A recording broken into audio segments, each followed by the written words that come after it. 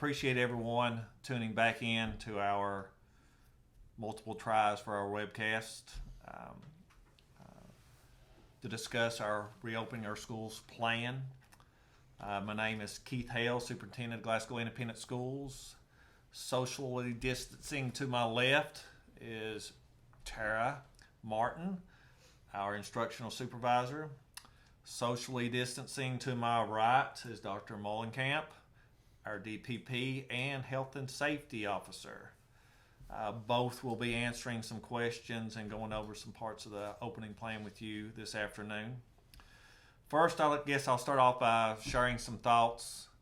I sent an article to our staff today explaining to them that I was going to go ahead and we're going to do a webcast for them as well.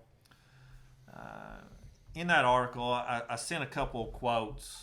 One was from Mark Twain that I have used for years. It's on actually all my emails. And it simply states, I always do right. This will gratify some people and astonish the rest. Another quote that I've always liked is one from Martin Luther King Jr. The time is always right to do what is right.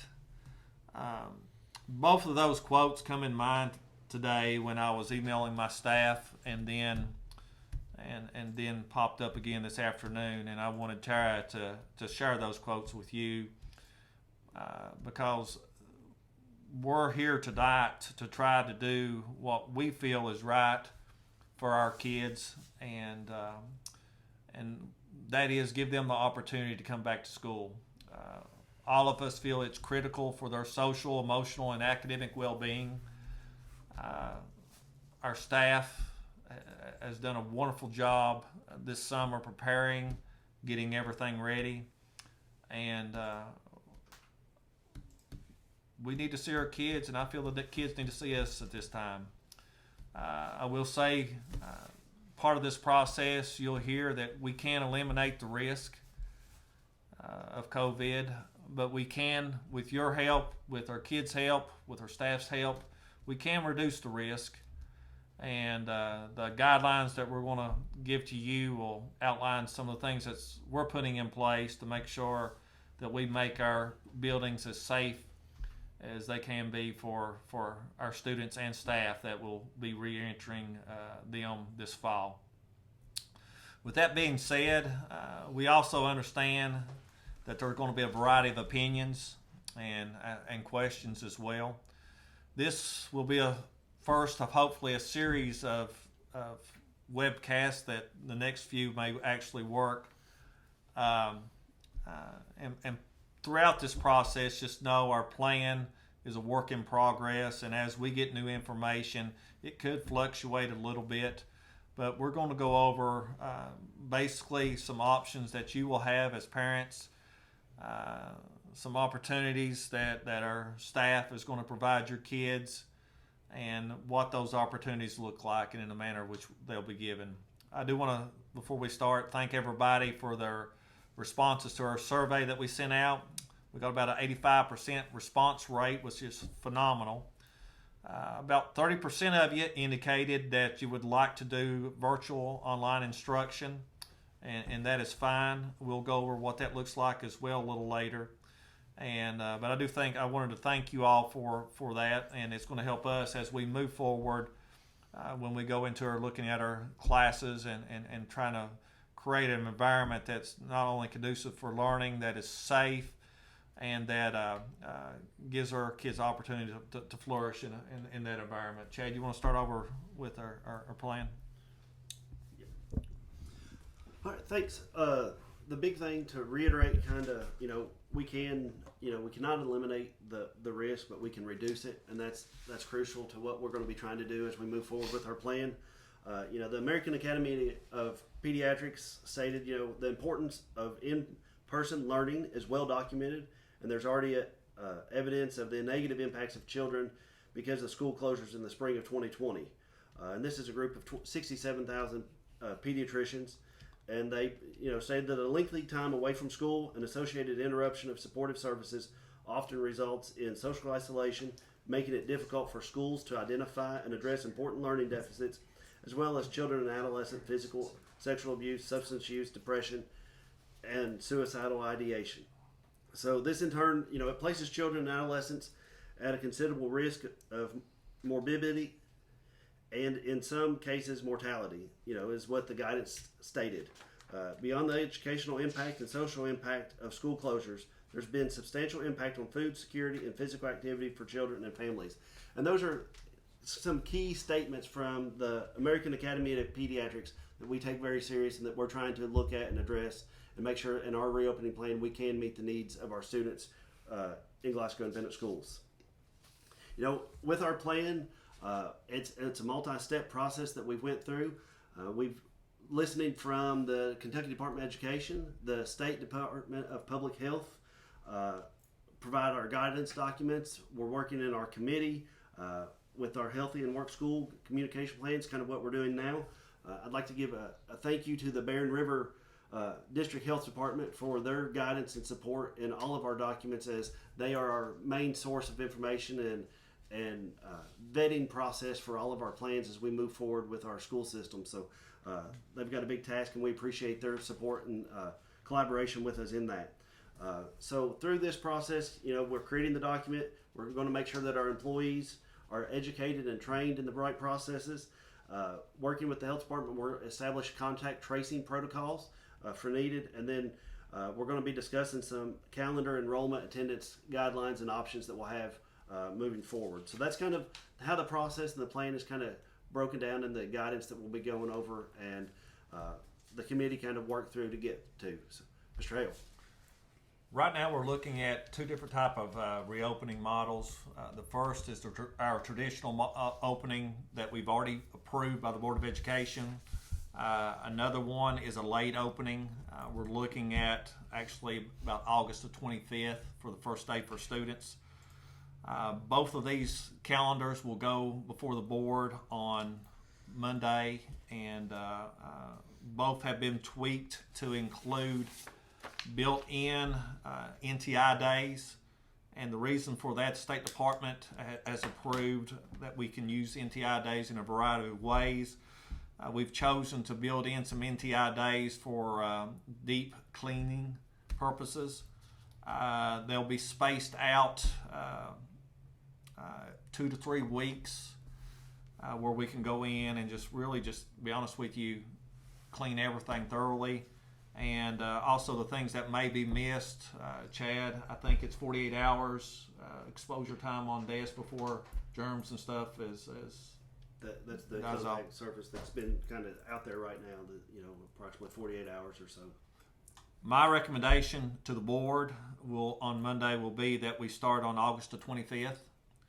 This won't change our end date because of the NTI days that are built in, and we are looking at adding 5 to 10 minutes to the school day to accommodate, to make sure we accommodate for the transitions and learning purposes as well. The learning options that we'll be looking at as we move forward, Terry, you want to go over that real quick? Sure, that'd be my pleasure. And I don't know if you want to, put this on the screen. It's on page 3 if you want, to look at it. But there will be 4 different learning options that we're going to provide for our students. The first one is traditional, and simply just like it sounds, it's traditional where our students are traditionally attending school like they normally would. However, I do want to note that our students and our faculty and staff will be following the Healthy at School guidelines, practicing social distancing, wearing masks, things of that sort. The second option is fully online. This particular option is for those parents who choose to keep their students at home for either digital or remote learning. Under this particular platform or option, students are going to be utilizing a course platform, an online platform called Odysseyware, where they will be receiving their coursework, and they'll be assigned a teacher who is going to be basically a facilitator to ensure that they're getting the work completed in a timely fashion. The third option is synchronous short term, and this is really for our students that are going to be under isolation, probably because they have tested positive for COVID, or there's some other kind of health concern, and so they will receive direct instruction from their teachers through a digital platform during that short-term period. Teachers are going to use various digital platforms such as Google, Reading Plus, MobyMax, etc. This plan is going to follow very closely to the plan that was developed and used during the emergency NTI days that we used in this school closure in the spring. It should be noted that for students that don't have internet access, of course, we will provide paper pencil packets for those individuals. And then the fourth plan or a learning option is NTI, and this is going to be utilized for those built-in days that Mr. Hale mentioned for that deep cleaning, as well as any extended school closures should we have to do that. And it's going to follow the same plan that we had in the spring, where students are receiving instruction from their teachers either synchronous or asynchronously through those digital delivery methods.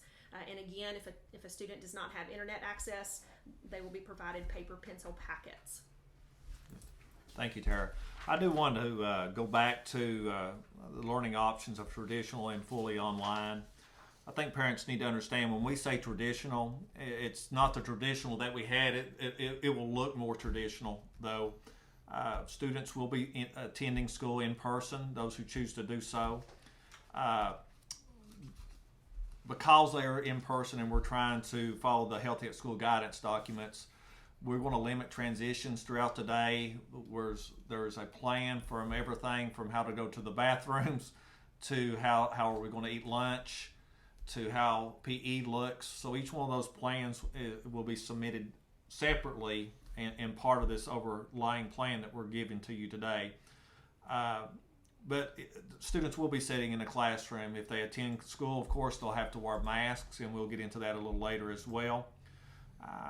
And yes, I did say they'll be required to wear masks, and we'll treat that as someone asked me today, what if they don't wear a mask? They'll be required to wear masks, and if you choose to do the traditional schooling model. So it's not a question of course, there's health outline issues or something like that. We will definitely work with parents that would bring those types of issues to us, but traditionally you'll see those kids wearing masks. Fully online, I've been asked, is that the same thing as homeschool? No, it's not the same thing as homeschool, even though you'll be getting your schooling at home. You'll still be, as Tara said, you'll still be assigned a teacher. That teacher will not do daily instruction, but they will do daily interactions with your child, making sure your child is doing the work, making progress. If your child is having difficulty on an assignment or anything, they'll be able to email that teacher and that person help them complete that assignment. And each school building will have a teacher designated to do or multiple teachers designated to do that job. As we move forward, I had mentioned what the cafeteria plan for using the cafeteria. We will have food. We was delivering meals for both our traditional learners and our virtual learners, which means that even though you have chosen to stay home and receive your education there, you'll still be able to do drive-by pickup similar to what we've done during the summer, and be able to pick up, a hot meal as well. We also included in the packet for your references the reopening framework that we used in developing our framework or reopening plan. So this is what I think we've all been waiting for, is the actual plan itself. And we're using a 3-light system for our reopening our schools 2021. And we've tried to make it as simple as we could as far as understanding how it works and what it looks like. Within this plan, we'll have the red light, which basically means instruction will be at the house because there's substantial cases in the district and in the school. So if we move to the red light system, we'll make the transition to NTI services. And it would look a little bit like how we ended the school year last year. We'll actually start the year off on the yellow light, which basically means minimal cases in the district and or school. And then green light, which means go, go, go, will mean there's no cases in the district or in the school. And if we do make it to the green light this year, and you're homeschooling your child, or not homeschooling, we're receiving services at home, we'll finish the year on that model and work with you if you're wanting to transition back in. Because of the software we're using and depending upon the grade level of the child, these conversations may vary, because at the high school, for example, you're dealing with credits needed for graduation. But we will work with each parent individually, case by case, if you're wanting to make a transition back, if we do hit the green light status, and work with you about getting your child back. So you'll just have to contact their building principals at that time. If we want to flip over to the yellow sheet real quick, and again, we'll post this document. Actually, I guess we're posting it tonight because this is not live. Well, I think we could post it tonight knowing that it's just a draft. We wasn't going to post it tonight. And parents, please remember that it's only a draft. Yellow light means basically you'll use your hands. There'll be hand sanitizing stations, constant education about healthy hygiene, daily temperature checks. Staff and students will be required to wear a mask, social distancing, of course. And let me define this real quick for you. In a classroom where we can separate the kids further than 6 foot requirement, of course there won't have to be a mask. The students won't have to wear a mask. But if we're unable to spread students out and not meet the 6 foot social distancing guidelines, we will be required to use a mask. We would cancel non-critical gatherings. Critical athletic club events may continue with limited number of fans, and of course all this depends upon KHSAA guidelines as well. Class changes will be limited, and we're in a process of different models at different schools. At the elementary level, the teachers will rotate, not the students. There will be different breaks for the students, of course, and time to stretch and move around. They won't have to sit in a seat all day, but the teachers will be rotating at the elementary levels for most of their classes, not all of them. At the middle school, we have limited the number of transitions that they'll have a day, and Ms. Murphy, as we move forward, will share some of those conversations with you if you have a middle school student.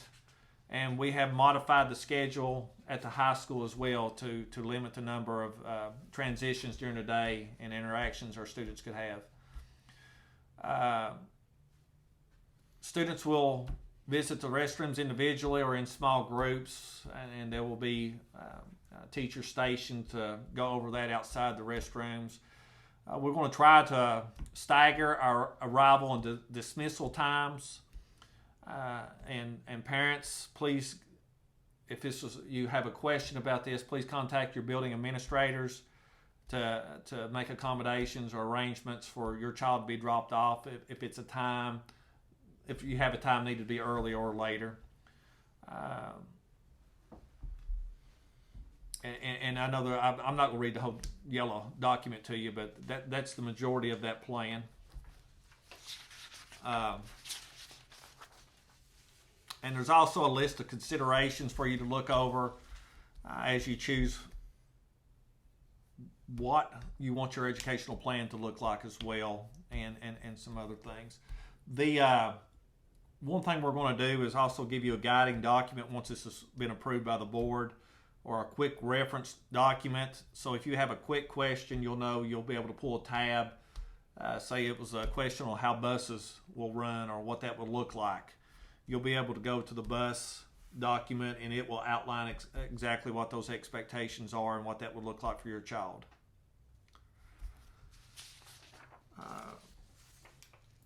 Real quick, Chad, you want to I know I touched on the calendars. Is there anything else you want to say about the calendars?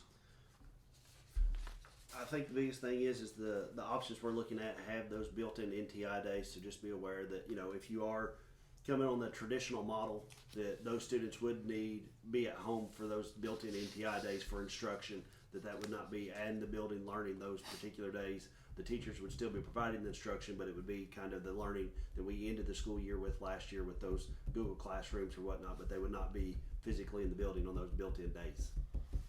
Okay. Well, again, I apologize. I was really wanting this to be live. This has kind of took some of the fun out of this, but we've managed to get through the majority of this. We're getting ready to start our question and answer session. Correct. And I've made both of them nervous over this because I like to just hit me with the questions and see how I will answer them. So we're going to see what this looks like. And of course, if there's something that we can't answer, make sure we'll make a note and we'll tell you we can't answer that at this time, and we'll post that question and answer later. Or you can email myself or Miss Martin. Probably would be easier to get your answer answered, a question answered. That makes sense. All right. All right, so are we ready? Yes, ma'am, we're ready. First question. Will there be options for mixed education, going to school for classes the kids are unable to do from home, such as engineering, automotive, medical, cooking, art, etc.? Quick answer is no. The only options that we will have for our parents is the traditional model or the fully online. So the parents are going to have to choose if they want to send their child to school, or if we want them to receive their instruction at home. The online, if they're grades 4 through 12, if they're preschool through 3rd grade, teachers are in the process, administrators are in the process of getting that curriculum together right now. Okay. Will students change classes for different subjects and specials, or will they stay in one room for learning all day? Okay, great question. We've also touched on that already as well. At different levels, that model looks different. At the high school, of course, they're going to have to change classes because of the content that's delivered and the subject that they may be in. It's just not conducive for the teacher rotating at that level. We have looked at their schedule to limit the number of transitions we have throughout the day. We've traditionally been on a hybrid schedule at the high school, meaning there's a series of skinny and block classes throughout the day. Dr. Allen is looking at moving to a complete block schedule. Our seniors and juniors probably won't know the difference, but our sophomores will notice a difference in that day. We are looking at the freshman center and looking at rotating those teachers part of the day, and then allowing them to in hopes of limiting the number of transitions that the kids have to make. But at the end of the day, where they would move out to take their electives, they will have to move out of those classrooms at that time. At the middle school, Miss Murphy is looking at a hybrid model as well. It's more of a block schedule, and she's going over it with her staff currently. At the elementary level, I think I've already touched on this, they will pretty much be rotating teachers unless it's some of those specialty classes or a certain circumstance. Okay. How will you accommodate children if they can't switch classes based on their learning abilities? What about our gifted children? I promise you that we will accommodate every child in our building. And if you have a concern about any accommodation, please contact Alicia Reeves. You can call the office or email her or me or Miss Martin. As far as gifted services, we will be providing gifted services not only in person to the traditional model, but the online model as well. Okay. And again, if you have questions about the gifted service model your child is receiving, please contact Miss Michelle Martin Lynch or Miss Lynch. or Miss Lynch. Yeah. They would love to answer your questions. All right, next question. What will the maximum number of students be in each elementary and preschool classroom? You know, that's a good question as well. That one that I don't have the answer to. I think it could vary the number of kids that would be in the building and each classroom, depending upon what grade level they're in, and be honest with you, what subject they're taking. And again, a lot of that goes along with what building they're in. We are looking at, and that's one of the reasons we sent out the survey, was to try to get a feel of how many students we're planning on coming to school.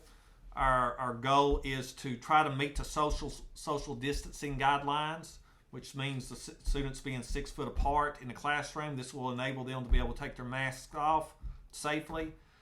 For the classrooms that we can't meet that guideline, a 6 foot recommendation, students will have to wear masks in those situations.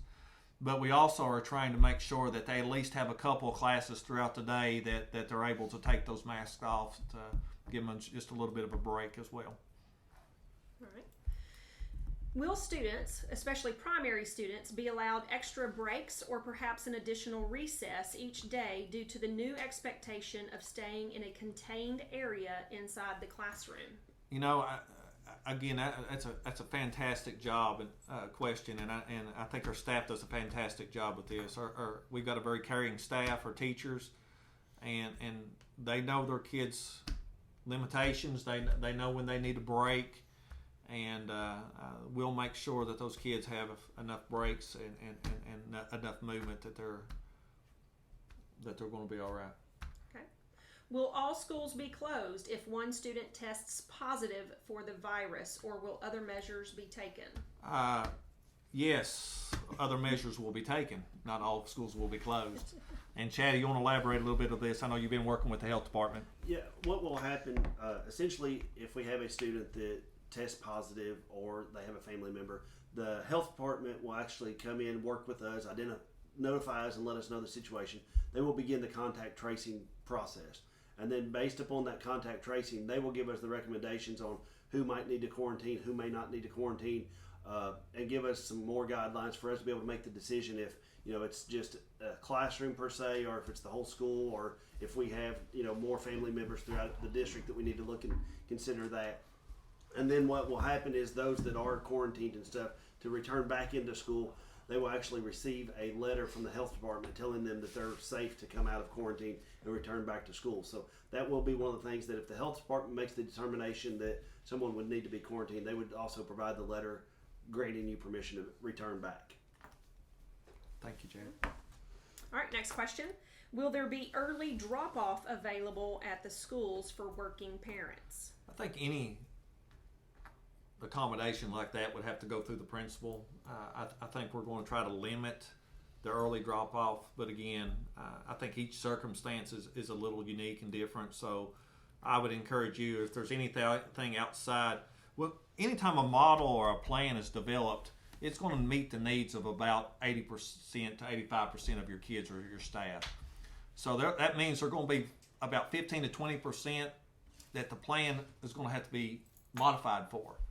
And our administrators, both at the building administrators and our district administrators, are committed to making sure that every child is taken care of. So again, if you have a question about an accommodation or a drop off or anything that's unique or doesn't fit in the exact model, make sure you contact us or the building administrator. All right, there were several questions about extracurricular activities and whether or not those would continue, especially after school. I hope they continue. If we're allowed to have them, we'll have them. And we'll meet the guidelines and recommendations from our local health department, state health department, KDE, and of course working with if it's sports, working with KHSAA. Okay. Are you going to let me know if I get anything wrong? You're doing great. Okay. You're not getting anything wrong. Okay. Next question. What if your child is on the spectrum and can't handle being around people right now because of anxiety? again, it goes back to my previous answer. Just let us know, or let the building administrator know if you need a certain accommodation, or if you have a certain situation that comes up that doesn't meet your child's needs. Okay. All right, a couple of questions about classes being exposed to COVID-19. What happens in those cases? Okay, I think Chad already touched on this, but since that's a more specific question, why don't you answer that again? Okay. What if there's a class that's exposed or someone that comes down with COVID-19?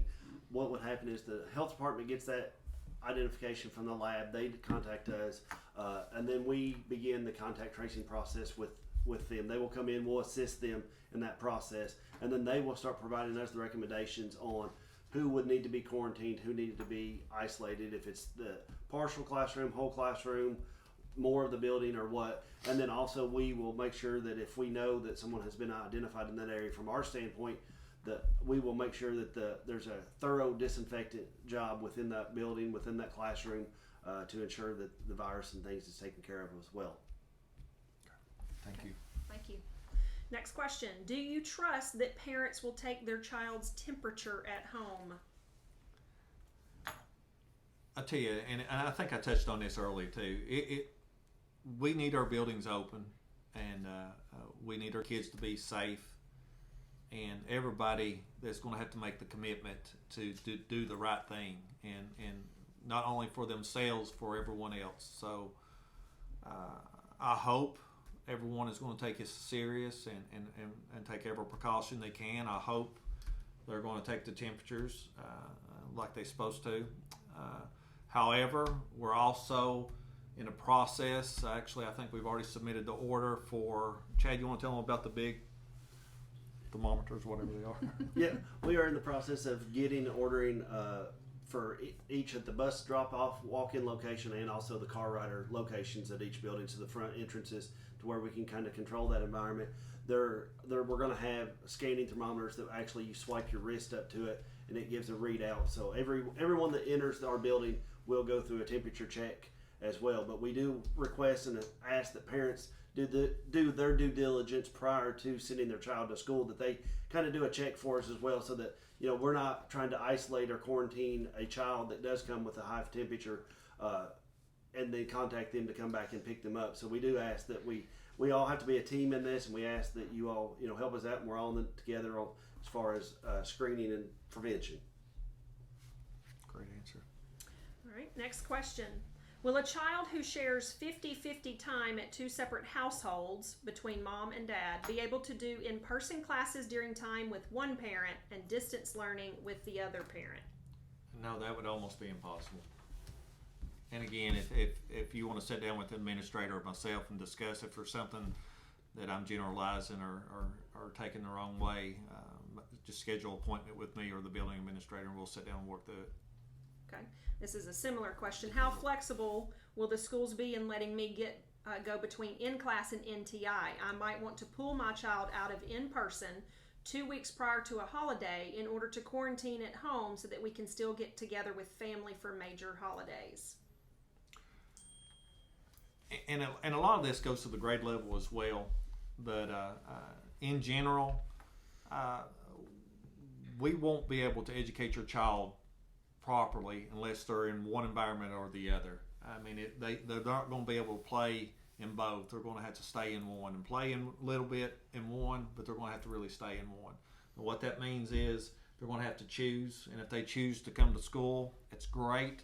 If they have to quarantine once, that's not a problem. But if you look at multiple times of quarantine, moving in and out, it would get into education issue, and we would need to sit down and talk about that, have that conversation. Okay. All right. There were several questions asking if we considered various hybrid models. Of course, we're a member of GREC, and we've been corresponding with those superintendents, and there is a few different models floating around right now. What we did was look at the models that best fit our community, our kids, and we thought properly educated them in the way that you guys expect and we expect as well.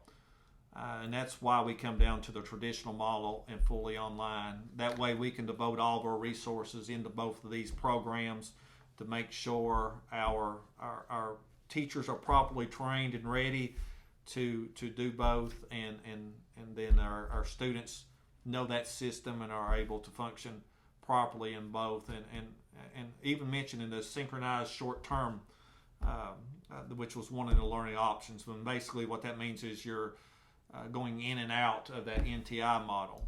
We're going to utilize that for short term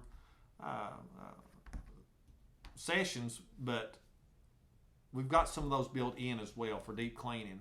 And those deep cleaning sessions allow us not only to clean, but it also keeps our students and staff familiar with that NTI process, where our teachers are continuously developing the skills needed to be able to function at a high level at that way and teach at a high level at that way. And their kids understand the expectations that those teachers have during those NTI sessions, because we may get into a situation we may have to look at a long-term NTI model, just like we ended the school year. And these short-term, synchronous short-term models will allow our staff and our students to be trained in how to handle those situations as they come up. Okay. Next question. If we choose to keep our kids home due to exposure, how do we go about setting up virtual school or homeschooling? Let me make sure you understand both those. Virtual schooling is not homeschooling. That's two different things. Homeschooling, you're not a Glasgow student. You're your mama's student or your daddy's student, whatever that would look like. You're at home completely. Our online model is you're still enrolled at the high school, or you're still enrolled at the middle school, Glasgow Middle School, or Highland or South Green, and you'll have a teacher assigned to you. You don't have to come up with your own curriculum. We provide that curriculum for you, and we also provide services to make sure that your child has the opportunity to be successful in those models as well. If you choose homeschool, you're completely on your own. Okay. Next couple of questions deal with lunch. What about lunch settings? Do you plan on the kids eating cold lunches, and can they bring a packed lunch from home? I wouldn't want anybody eating cold lunches. Cold lunches. So we will have our traditional lunch schedule and our lunch that we always served, and there may be some variations for the students that are being taught virtually that are going to do the pickups. It may look a little different from them day to day, but we'll still try to serve them hot lunches as well. And I know Miss Jessie is adamant about that, and our cooks are too, taking care of her kids and making sure that they do have hot meals. We are in the process, and we just finished, we met with Regina, Miss Murphy at the middle school today to go over her cafeteria plans. So we're continuously looking at those plans to make sure we can accommodate the kids and be able to stay within the regulations or expectations that the state has for us. So it's a work in progress. Some buildings, I'll be honest with you, is going to be pretty easy, and some buildings are going to be a little bit more difficult, but we'll make sure that your kids have great food, and it will be toasty warm most of the time. All right. We had several questions regarding masks. First off, are they required? And what happens should a student who to a student who consistently breaks those guidelines and not wearing a mask? Okay, let's go with those two. That's easy. Yes, they are required, and if you choose to go the traditional learning option and your child comes to school, they will be required to wear a mask, okay, unless they're in preschool or kindergarten, and then or unless you have certain accommodations that we have to meet as well. And if you do, just make sure that you get with us, and we'll make sure those things are taken care of.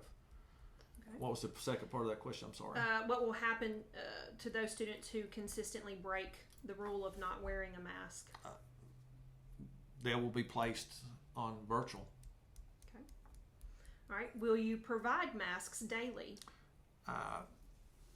Somebody else asked me this, and I love the lady at the health departments. And I'll let you share that. I'm sure you can remember it. Chad shared a pun with me the other day about what she said. He liked that. But if something comes up and a child loses or misplaces a mask, we're going to have masks for our kids. But the expectations is and will be that parents provide those masks for their students. And I think the state health director. Yeah, in one of the webinars we were in, Dr. White, she made the reference. She said, it should just be an expectation. It's kind of like your underwear. You just have 5 cloth masks. You have 5 pairs of underwear. You wear a new one every day, and then on the weekend you wash them and you're ready for the next week. So it's just that, that's the expectation that, that's the new normal that we have. So kind of, take time now before, school starts. You've got, a little over a month now. So start finding those and try to get you, at least 5 cloth masks that are comfortable, and start wearing them a little bit now so that you're accustomed to them. That way it's not something completely new when school does begin. And Chad was very excited when Miss White said that, because he found out that he was going to be able to purchase 2 more pairs of underwear. And of course, again, parents, if you're having any difficulty whatsoever finding masks or anything like that, we'll make sure we take care of you. Along those guidelines, Chad, you might want to answer this one. Talking about the types of masks, are the scarf headband type allowed? And do they have to be the ones that go around the ears? Do they have to be the ones that tie? What type of masks? It's just the cloth type mask. There's several guidelines out there on the CDC website. The governor's website on their COVID response has different mask types as well. So the biggest thing is that it's some type of a mask that covers the mouth, nose area to prevent those droplets from going out. So, it will need to, be mindful of what might be printed on it or anything like that fits any other standard of dress code that's within the school. But, as far as the material, it can be those scarves that slide up, or, the mask that goes over the ear, or ones that tie behind the head, or, whatever makes it comfortable for the student to be able to wear. But just, you can look at those guidelines and things as well to help choose the best mask for you. Okay. Next question. Do you plan on adding more nursing staff? Quick answer is no. However, we're really fortunate here that our Board of Education has fully funded, in collaboration with TJ, has fully funded a nurse in each building. And we're truly blessed to have that, and TJ has been a great partner with that, and I can guarantee you if there's a need of some extra resources, TJ would be more than happy to help us through that. But as far as employing any more, we're very fortunate to have the 5, 1 in each building that we have right now. Okay. Next several questions deal with physical activity, PE, and recess. Will those still be going on this school year? Yes, they will be going on. It may look just a little bit different, but yes, to answer your question, we will still have PE and other physical activities. Okay. Next several questions deal with online learning. Questions asking if they're choosing to work from home, are they going to be given textbooks? Are they going to be allowed to work ahead? Work ahead, yes. It will be on your own pace, and again, you'll have a teacher to help you walk through that process as well if you have any questions as far as the workload. Textbooks, probably not, just because the virtual software doesn't provide any textbooks, do they, anymore? I think when they first come out, they did years and years ago, but right now, we wouldn't have a textbook that went along with the virtual software. It's all embedded within the program, and content and things are all embedded. And it's very interactive now. That it's come a long way, and they did a lot of work on it. But it's actually better than a textbook. All right. Next question. Let's see. What about children with rare diseases? How do you handle that? And will the nurse be able to deal with the daily operations that the governor has set, as well as deal with the other children's needs? We'll make sure every child is taken care of. There's not a question, and I promise you that every child would be taken care of. The nurses will not be responsible for all these regulations and enforcing all these expectations that's being handed down. They will be part of our team that works with our kids to make sure everyone is healthy. and we have cross-trained other staff that will be helping through that process as well. But as far as your child being safe and taken care of, I promise you they will be. If kids are not in school, will they be able to still participate in other school sports, drama, academic team, etc.? You know, this has actually been a hot topic, and as far as KHSAA goes, the answer is yes. It does get lowered down to local decision. My decision is yes, they can participate in the activities that allow them to. I want to use sports as my first example. If we have a mom that their child plays golf, and which is an individualized sport, and they want to keep that child home, I can't see me saying that they can't. I want that parent to be worried about that child's education, not worried about fussing at me or one of our administrators for not allowing them to pursue what they love to do. I don't think it's going to be as big an issue in your team sports because they're going to be around so many other kids that probably won't come up as much, and they're just going to come to school. So to answer that question, if in sports, yes. You know, when you get into programs such as band, drama, and some of those areas, it may be a case-by-case scenario because there's so many activities that go on during the school day. In band, for example, the kids spend an hour and a half in class every day rehearsing and going over the things that band has to do, same as drama. So I can't answer that question as clear cut. I'm sure that would be a conversation that the building administrator would be willing to have with you to see if we can accommodate. We will if we can, but there might be certain circumstances that it's just we can't accommodate that. But as a whole, we're going to try to work with our kids to make sure they can participate in what they can. Okay. Next question. How will our district know when it's advisable to return to normal scheduling, spacing, etc.? What metrics or guidance are we relying on for this? Well, of course, this is not just a Glasgow decision. This is the State Department has done a phenomenal job of releasing a series of guidance documents. We've actually included those guidance documents in our plan as well for your reference. So it will be in conjunction with KDE, State Health Department, and local health department, and actually the governor's office as well. Will parents have the option to pull their children from school if the cases spike without having to have doctor's statements? Yes. To answer your question, they can move to a virtual online learning. Okay. What does my son need for school, and when does school start back? Well, again, we have it.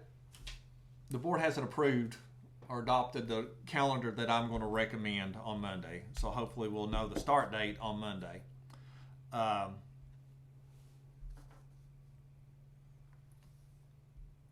building principals, as they've always done, have always listed what the child needs to be bringing to school.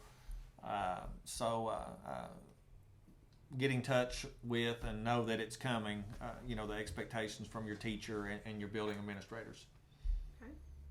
A question about how Vice President Pence has stated that the CDC will have new guidelines next week. How does this affect your planning? Hey, this has definitely been a work in progress. We're getting new guidance every day and recommendations. And again, once this plan is approved, it will be approved knowing that there could be modifications and changing coming forward handed down to us. So it's a working document, and it will probably be so to the first day of school. Okay. All right, you had several questions that were posed concerning faculty and staff, which, one of them in particular, do teachers get hazard pay? They probably need hazard pay, and I'd love to be able to pay them more. We're so blessed to have a great staff. Our teachers, instructional assistants do a great job with our kids every single day, and we were so impressed with their work ethic and just their commitment to make sure when we transition from NTI at the end of the year I mean, from traditional to NTI at the end of the year, the work and everything that they did, because we had never done NTI days before. And that we made the transition within 3 days, and hats off to every one of them. So to answer your question, no, they don't receive hazard pay, but they're worth their weight in gold. Okay. To kind of piggyback off of that, there was a statement about NTI from the spring semester saying that it did work. You had some amazing teachers who held Zoom meetings to reach out, yet you had some who didn't even bother. How would you make that better? Okay. Well, as I just stated, I'm very proud that our staff was able to transition within a few days from a traditional schedule to something that they had never done before. We're fortunate in this district that we had a strategic plan. That part of that plan was for all of our staff to be Google certified.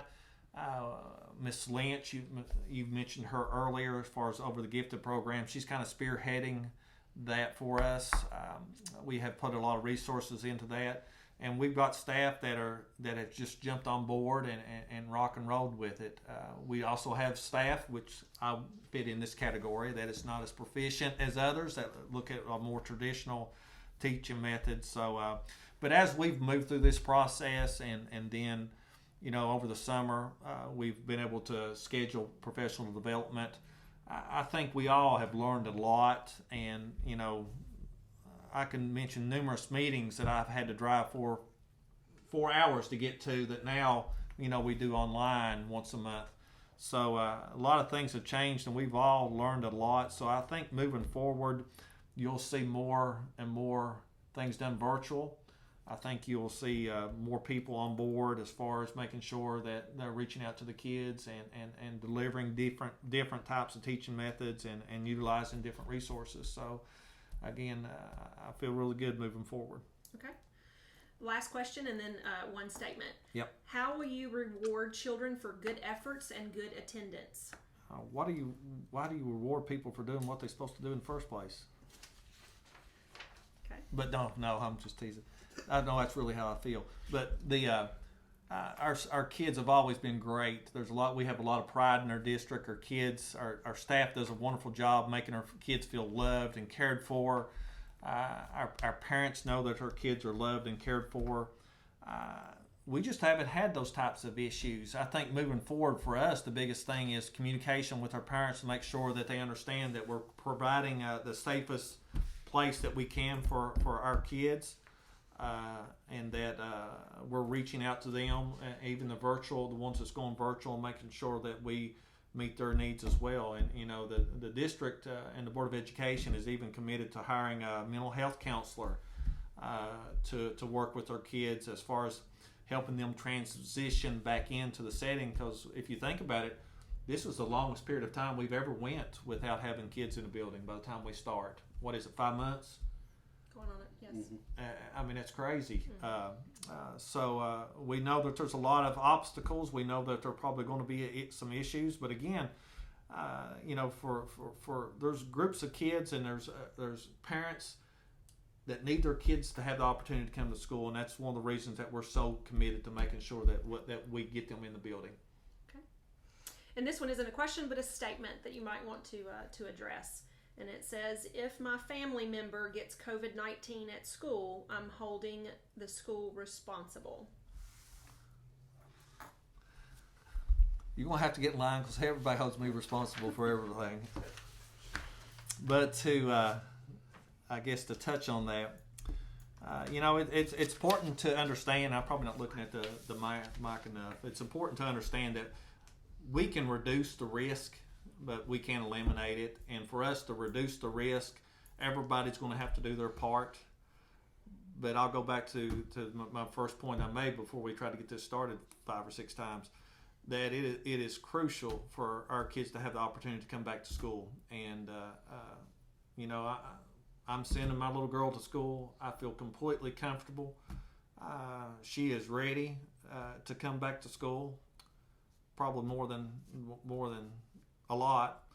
I think she's tired of seeing me every day. But you're going to have people that feel the other way, that they're not ready to go back to school, or they don't want their child to go back to school, and that's fine as well. Our role is to make sure we accommodate both those groups of people and deliver the high quality instruction that our parents and our community is accustomed to, and that's our commitment. And together, I think we can make this happen. Your online questions, Okay. I think, have all pretty much been answered, with the exception of one. Can my child do online for just a semester at a time, or does it have to be the entire school year? Yes, your child can do online for just a semester. We're looking at transitional points. The semester absolutely would be a easy transition to go from one to the other. We're looking at 9-week transition as well. That may be more applicable to elementary maybe than high school, but we're evaluating that as we speak. But to answer your question, can they transition at the end of the semester? Yes, they can. Okay. That concludes the question and answers. You've gotten through them all. Okay. Well, parents, again, I apologize for this not being a live event. I apologize for the delay in getting started, and then, but I appreciate the questions. I appreciate your trust in us to allowing us the opportunity to educate your kids, and I feel blessed, and I know both Miss Martin and Mr. Mollenkamp as well feel blessed to be able to work in this school system. Alongside our staff and administrators and everyone else, because there's I know a lot of people say it, but we take care of our kids, and we know our kids, and we love our kids, and we're excited about getting them back. We'll be hosting hopefully another live event that works, that's actually live. So be ready for some announcements about that as well. Again, I apologize. I hope we was at some help. We're going to get some of these things posted for you to go over.